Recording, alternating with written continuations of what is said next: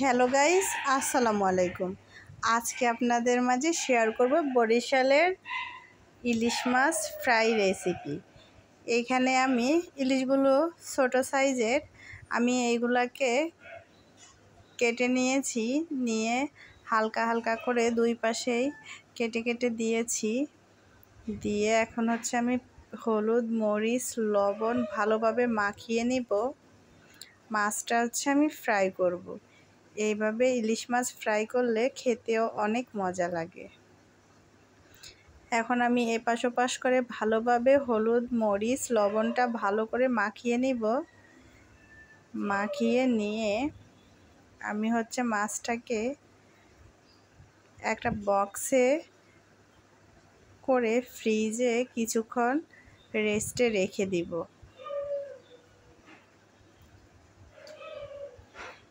তারপর আমি বের করে ফ্রাই করে নেব।